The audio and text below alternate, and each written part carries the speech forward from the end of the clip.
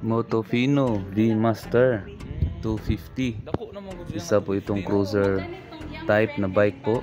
Naka V-twin engine. Displacement po nito is 250cc na. 4-stroke 58 by 47.2. At yung transmission niya 6-speed. Driving method niya is naka-belt na po ito, hindi po ito chain type. So pang matagalan na po talaga once na naka-belt yung big bike. At yung weight nito o yung timbang nito kabuuan 167 kg. So napakagaan po nito na big bike na ito. Fuel tank capacity 17.2, sobrang laki na po. Napakahabang biyahe na po iyon, yung 17.2 liters. At tire po nito sa front is 120 by 18/16. At yung sa rear po nito is 150 80/15. At braking system po nito ay both front and rear brakes are ABS na po ito.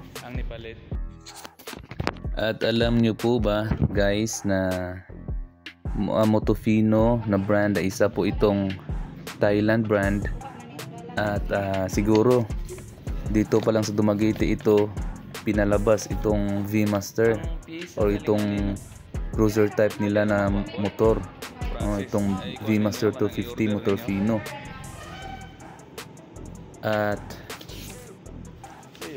yung SRP or cash price po nito ay 260,000.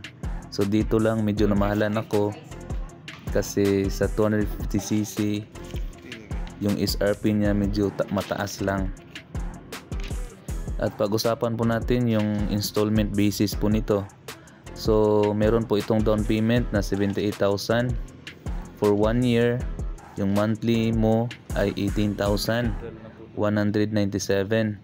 At for 2 years yung down payment nyo same 78,000, pero yung monthly nyo 10,614.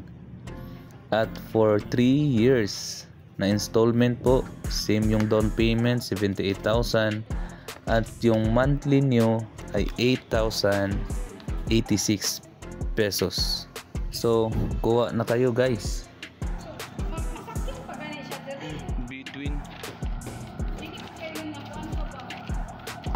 Dating tayo.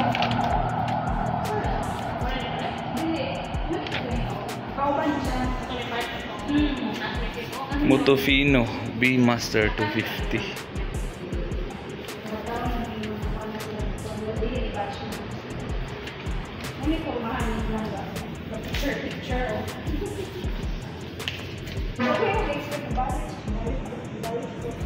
Pero wala pa ko ninalinan ma'am or napalitan na ni kanisiya. Lagi siya sir. Amo na siya ni palit di ay?